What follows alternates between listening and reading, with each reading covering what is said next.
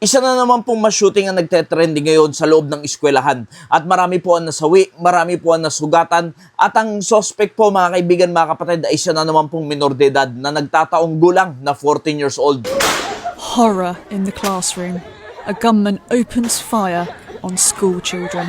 Video circulating on Thai social media appears to show a student running with a gun at the school.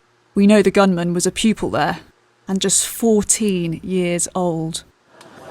Earlier that day, the teenager killed his grandparents at their home. He's thought to have got the gun from a relative. Alam niyo po ang nangyayari sa mga kabataan ngayon, nagiging normal na lang po yung paggawa nila ng krimen. Lalong lumalakas yung kanilang mga loob. Nangyari po yan sa Thailand mga kaibigan, mga kapatid. At alam niyo po, bago nangyari yan sa loob ng eskwelahan, ay nangyari po muna yan doon sa kanyang lolo at lola, na siya rin mismo yung tumapos sa buhay ng kanyang lolo't lola. At pagkatapos ay doon naman sa eskwelahan, at pagkatapos ay yung kanya namang sariling buhay, na tila ba parang ang lakas-lakas ng loob nilang gawin ang mga bagay na yan, na wala silang katakot-takot pagdating sa kamatayan. Dahil alam niyo po, unang-una sa lahat, bakit may mga ganyan tao na tila ba hindi takot na gumawa ng krimen, hindi takot na tapusin ang kanilang sariling buhay? Dahil una sa lahat, hindi nila naiintindihan kung ano talaga ang meron pagkatapos ng buhay dito sa mundong ito. Na tila ba pag wala ka na dito sa mundong ito ay parang tulog ka na lang ng habang buhay, na tila ba annihilated ka na lang, na wala ka na talaga, hindi ka na nag-i-exist. Yan po kasi yung maling paniniwala ng maraming mga tao. Kaya maraming mga tao ngayon, kahit kabataan, hindi po natatakot sa kamatayan. Kaya mga magulang, mga parents, paalala ko lang po muli, huwag po kayo pakampante sa panahon natin ngayon. Nakikita nyo po, grabe po yung impluensya sa mga kabataan.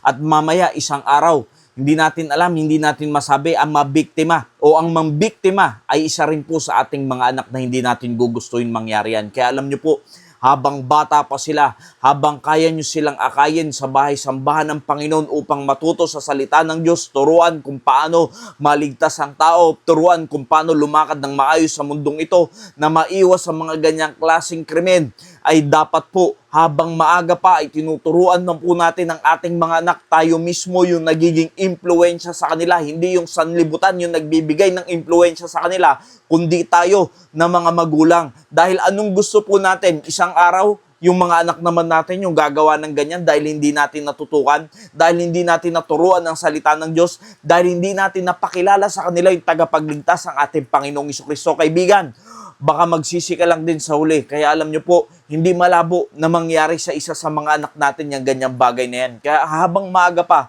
habang kaya mo pa, dapat ituro mo na sa iyong mga anak na paniwalaan nila na mayroong Diyos, na mayroong tagapagligtas ang ating Panginoong Jesucristo, at ituro nyo po sa kanila ang mga palatuntunan ng Diyos sa Biblia, at malalaman nila kung paano talaga lumakad ng maayos sa mundong ito. Dahil bilang Kristiyano, naniniwala ako, at kayo din naman bilang mga magulang at mananampalataya ng Panginoong Jesucristo, mas gugustuhin nyo na ang inyong mga anak ay nananalangin, marunong gumalang sa magulang, may takot sa Diyos, nagbabasa ng Biblia, at nakikita nyo naglilingkod sa Panginoon, kesa naman na makita nyo yung anak nyo na isa na sa magiging headlines ng mga ganitong klaseng balita. O di kaya naman, makulong ang inyong mga anak, mas gugustuhin nyo na uma-attend sila ng simbahan kaysa naman sa kulungan nyo sila bibisitahin.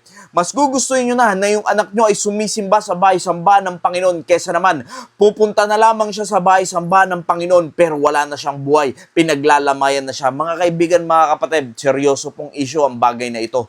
Hindi malabong mangyari sa kahit kanino mga bata ang bagay na yan.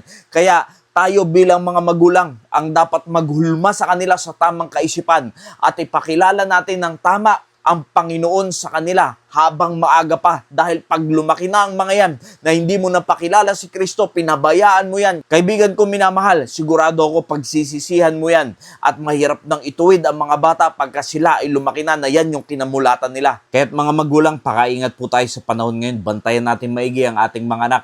Dahil ang dyablo ay nagdo-double time na. Grabe po kumilos ang kaaway at ang ginagamit ngayon ay yung mga kabataan na. Kaya't mas maigi na protektahan natin sila ng salita ng Diyos at ipanalangin natin sila na sila ay totoong maging mananampalataya ng Panginoong Jesucristo. At dumating man ang mga ganyang klaseng trahedya, sila man yung mabiktima, sigurado, tiyak, ang kanilang kaluluwa ay sigurado na ang punta sa langit ang punta dahil meron silang pananampalataya sa ating Panginoong Jesucristo. Nawa naging pagpapala po mensaheng ito. Maraming salamat po and God bless you all.